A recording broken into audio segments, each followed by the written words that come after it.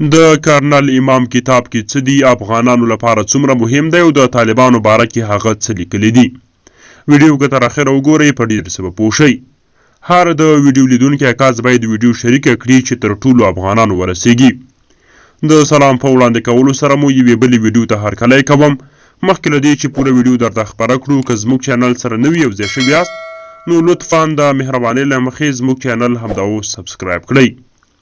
د افغانستان د جهاد داستان. دا کتاب د پاکستان جاسوسي ادارې ISI مشر امیر سلطان چې زموږ مجاهدینو ورته نوم کرنل امام خیوه لیکلی دی.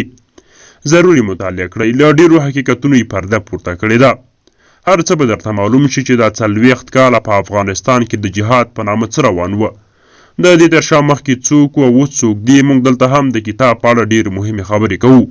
کرنل په خپل کتاب کې وایي چې موږ کله د افغانستان حکومت له منځه وړل شروع کول نو موږ د افغانستان ټول هغه غټ حزبیان راوغوښتل او هغوی ته مو د چریکي جګړو طریقې لپاره کورسونه دایر کړل چې د هغې له جملې احمدشاه مسعود، ګلبدین حکمتیار، دین محمد او نور ډېر داسې خلک شامل ول. کرنل امام په خپل کتاب کې لیکي چې موږ امریکا ته په کلکه وویل چې افغانستان کې د پوځ نه جوړوي، ځکه دا یو قبایلي هیواد دی، باید د ملوک الطوایفي په شکل اداره شي چې زموږ د اندېښنه امریکا له پام وغورځول او تر 3.5 لکه پورې پوځ یې جوړ کړ. هماغه و چې پاکستان بیا اړ شو تر څو بیا جهادي ډلې د طالب په نوم بسیج او د اشغال سره د جګړې په نوم یې د افغانستان د نظام خلاف جګړې ته وهڅوي، چې هماغسې وشول. مشرف د وخت صدر بوش ته خط هم لیږلی و چې موږ د افغانستان سره ډېرې ستونزې لرو، باید د دې هیواد پوځ ونه رغول شي او که د پاکستان اندېښنې په نظر کې ونه نیول شي د پاکستان استخباراتي ادارې به په بدیل لاس په کار شي. هماغسې هم وشول. بل ځای لیکي طالبان زموږ رښتیني دوستان دي، دوی پاکستان سره مینه لري او پاکستان د اسلام کلا بولي. دوی په دې خاوره ژوند کړی او دومره نمک حرامه نه دي چې د پاکستان د خلکو حکومت ښېګڼې هېرې کړي وي.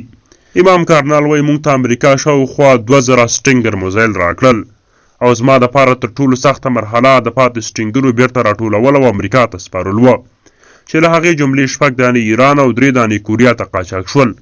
نور مې ټول له افغانستان نه راټول او امریکا ته وسپارل. امام کرنل خپل کتاب کې د احمدشاه مسعود سره ګډ انځور هم شته.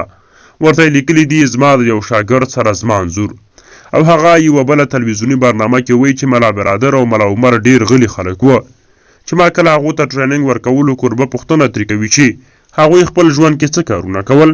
هغه وخت امام کرنل ورته وایي چې هغوی به ویزې سره ولي او مدرسه کې به مصروف وه.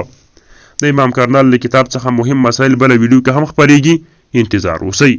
د ویډیو تر پای لیدلو مو مننه. که مو خوښه شوې وي لایک یې کړئ، خپلو دوستانو سره ضرور شریکه کړئ او زموږ چینل خامخا سبسکرایب کړئ. تر بیا ښې چارې.